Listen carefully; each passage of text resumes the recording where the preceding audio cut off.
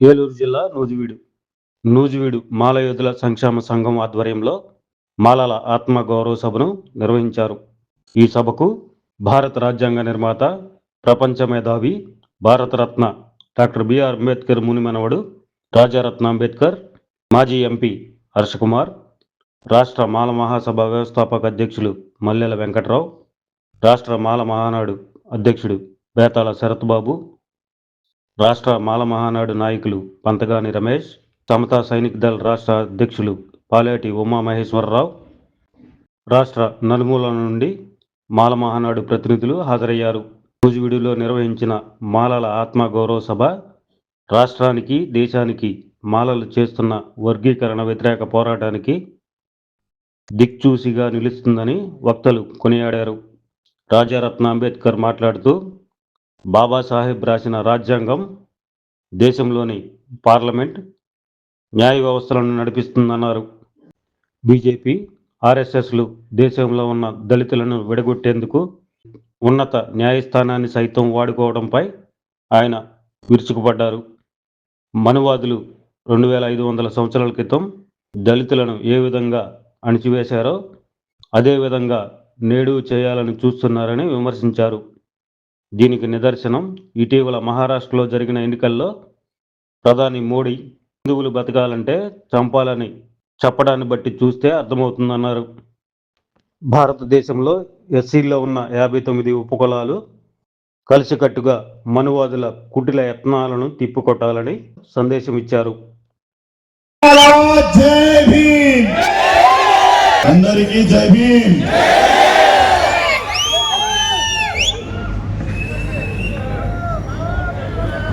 आप सबको मेरी हिंदी समझ में आएगी? मैं आप सभी लोगों को पूछना चाहूंगा कि आप यहाँ पर जो इकट्ठा हुए हो वो अंबेडकरवाद को मानते हो या गांधीवाद को मानते हो? अंबेडकरवाद। आज जो टॉपिक यहाँ पर पूरे देश भर में हम लोग लेकर जा रहे हैं वो क्लासिफिकेशन का टॉपिक है और ये टॉपिक अंबेडकरवाद और गांधीवाद पर ही बेस्ड है। अंबेडकरवाद और गांधीवाद में एक छोटा सा फर्क है। Gandhi was also a barrister and doctor Ambedkar was also a barrister, और दोनों भी भारत के बाहर पड़े हुए हैं। हैव यू सीन गांधी's photographs? Early photographs when he was very young. Have you seen? Gandhi used to wear suit, boot, tie, coat in his early years. क्योंकि वो वहां पर वर्णवाद करता था, काला गोरा ऐसा वर्णभेद करता था, डिस्क्रिमिनेशन करता था, ब्लैक एंड व्हाइट पे डिस्क्रिमिनेशन करता था। इसलिए साउथ अफ्रीका के ब्लैक लोगों ने गांधी को साउथ अफ्रीका से भगा दिया। गांधी भारत में आए और भारत में आके उन्होंने अपने गुरु से कहा कि मैं भारत का एक बहुत बड़ा नेता बनना चाहता हूं, मुझे क्या करना होगा? वो गुरु ने गांधी से कहा कि आप पहले भारत का दौरा करके आओ, भारत के लोगों को मिल के आओ, भारत के लोगों को देख कर आओ वो कैसे है, कैसे रहते हैं। और इसलिए गांधी पूरा भारत का दौरा करने गए। गांधी ने देखा कि भारत के लोग भूखे हैं, नंगे हैं, बदन पर कपड़ा नहीं है पहनने को, पेट को खाना नहीं है खाने के लिए। गांधी ने ये सारी हकीकत अपने आंखों से देखी और अपने गुरु से आकर कहा कि ये यहाँ के लोग तो भूखे नंगे हैं। गुरु ने कहा कि अगर इस देश के लोगों का नेता बनना है तो अगर लोग नंगे हैं तो खुद भी नंगे हो जाओ। सूट बूट टाई कोट पहनने वाले गांधी, उन्होंने अपना सूट उतारा, पैंट उतारी, शर्ट उतारा, टाई उतारी और धोती पहनना शुरू कर दिया। और फिर भारत के लोगों के सामने गए। भारत के लोगों को लगा हम भी नंगे, ये भी नंगा, हमारा मसीहा आ गया। और देखते देखते गांधी महात्मा बन गए।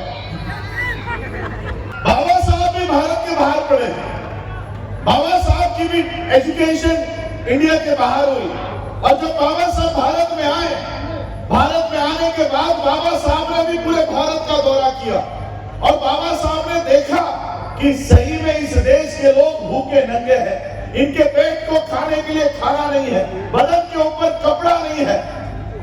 लेकिन बाबा साहब अंबेडकर ने अपना सूट बूट टाई कोट नहीं उतारा, बल्कि बाबा साहब ने सूट बूट टाई कोट पहनना शुरू कर दिया। गांधीवाद में एक छोटा सा फर्क है, वो हिंदी में आपको बताना चाहूंगा। नंगे को देखकर नंगा हो जाना ये गांधीवाद है, नंगे को देखकर नंगा हो जाना ये गांधीवाद है, लेकिन नंगे को देखकर उसको सूट बूट टाई कोट में लाना ये अंबेडकरवाद है। अभी सुप्रीम कोर्ट कह रहा है कि बाबा साहब को देखकर जो लोग सूट बूट टाई कोट में आए हैं, ये बाइफर्केशन, ये classification, quota within quota, ये कानून लाकर हमारा सूट बूट टाई कोट उतारकर फिर से ये हमको गांधी की तरह नंगा करने का काम ये सुप्रीम कोर्ट के डिसीजन के थ्रू हो रहा है।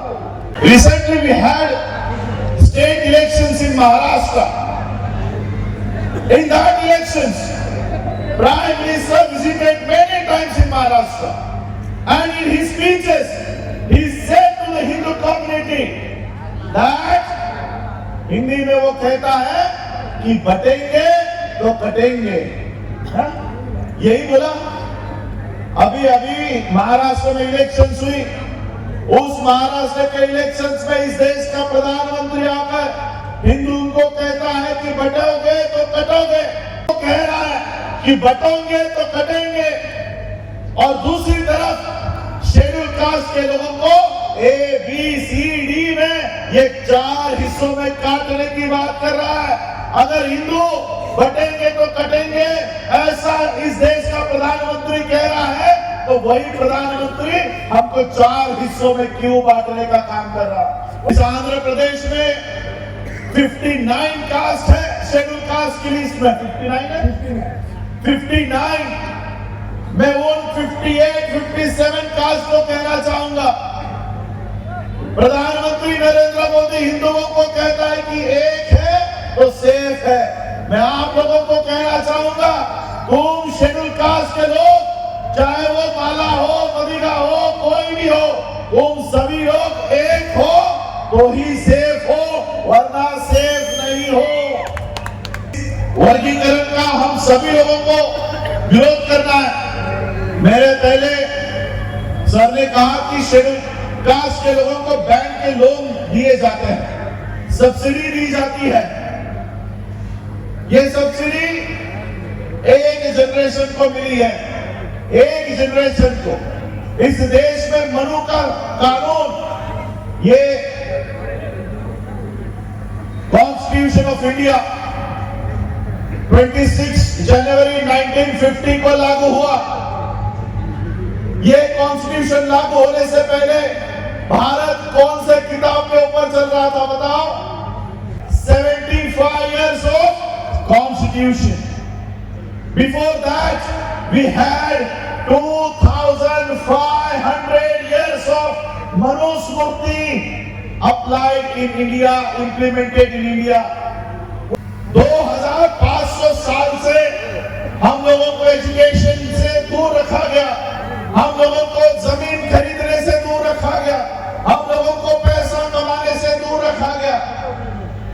2500 divide by 100 years, if on an average we get a life of 100 years, then 25 generations we have spent under the law of Manusmriti.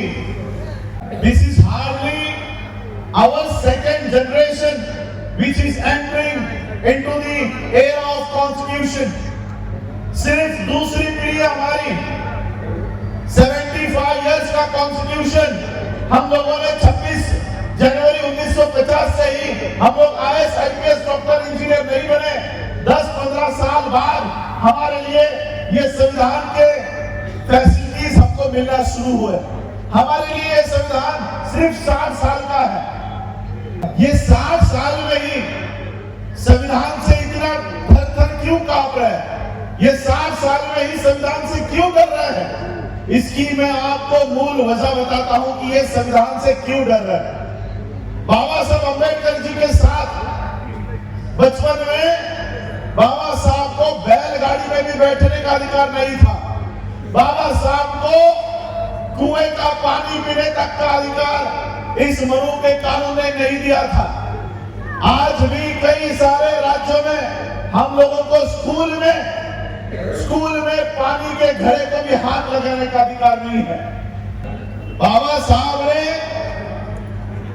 इस देश में ऐसा संविधान लिख दिया कि जिस कौम को 2500 सालों से पानी पीने तक का अधिकार नहीं मिला, ये देखो ये लड़के बच्चे आप लोगों को ये बिस्लरी का बोतल का पानी दे रहे हैं। ये बाबा साहब अम्बेडकर जी का संविधान है कि बाबा साहब के संविधान में जिन बाबा साहब अम्बेडकर को कीचड़ का पानी पीने के लिए इस मनु के कानून ने मजबूर किया, बाबा साहब ऐसा संविधान देकर गए कि आज आप लोगों के हाथों में ये बिस्लरी का मिनरल वाटर का प्लांट का पानी आपके घरों में आ रहा है। ये बाबा साहब का संविधान है और इसलिए इन लोगों को भारत का संविधान इस देश से हटाना है। SC/ST बाइफरकेशन ये इसलिए किया जा रहा ताकि जो कौम आज बाबा साहब के संविधान पर आगे आ रही है उसको फिर से खत्म किया जाए और फिर से मनुस्मृति का कानून इस देश में इंप्लीमेंट करने का काम ये बाइफरकेशन के माध्यम से कर रहे हैं। और इसलिए पूरे भारत में जहां कहीं से भी किसी भी स्टेट से अगर ये बाइफरकेशन लागू होता है तो हम सभी लोगों को इकट्ठा होकर ये बाइफरकेशन का विरोध हम लोगों को करना होगा। बाबा साहब अम्बेडकर जी ने जब 26 नवंबर 1949 को इस देश को संविधान दिया, 26 नवंबर 1949 को बाबा साहब अम्बेडकर संविधान देकर अपने घर पर गए, अपने कुर्सी पर बैठे। कुर्सी पर बैठने के बाद वो अपने बच्चे के बारे में याद करने लगे, सोचने लगे कि मेरा बेटा जब इस देश से जा रहा था, इस दुनिया से जा रहा था, तब उसके शरीर पर डालने के लिए मेरे पास कफन तक नहीं था। लेकिन आज मैंने इस देश को ऐसा संविधान बना के दिया है कि मेरा आने वाला हर एक बच्चा ये सूट बूट टाई कोट में पैदा होगा। ऐसा संविधान बाबा साहब ने हमें बना कर दिया है।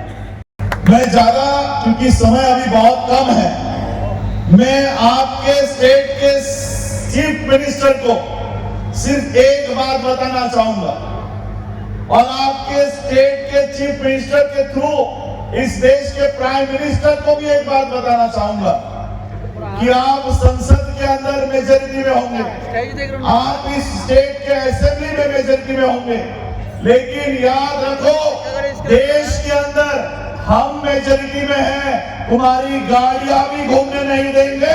अगर ये कानून भारत में लागू होता है तो एक भी मिनिस्टर को इस देश के रास्तों के ऊपर घूमने नहीं देंगे। बस मैं इतना ही आज के इस मंच से कहना चाहूंगा कि सुप्रीम कोर्ट और इस देश का संसद ये दोनों भी इंडिपेंडेंट है, इनको इंडिपेंडेंट काम करना चाहिए। लेकिन इस देश का सुप्रीम कोर्ट का चीफ जस्टिस इस देश के प्रधानमंत्री के इशारों पे काम कर रहा है। प्रधानमंत्री चीफ जस्टिस के घर पर जाता है, चीफ जस्टिस मुख्यमंत्रियों के कार्यक्रम में आ रहा है और पूरी तरह से इंडिया की डेमोक्रेसी, पूरी तरह से इंडिया का लोकतंत्र इन लोगों ने खत्म कर दिया है।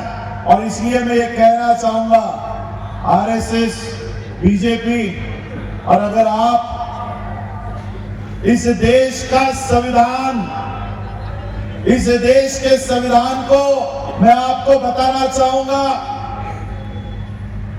कि इस देश का सुप्रीम कोर्ट संविधान से चलेगा। इस देश का सुप्रीम कोर्ट बाबा साहब अम्बेडकर जी ने दिए हुए संविधान से चलेगा। इस देश का संसद बाबा साहब के दिए हुए संविधान से चलेगा। इस देश का लोकतंत्र नरेंद्र मोदी के बाप के कानून से नहीं, हमारे बाप के कानून से चलेगा। जय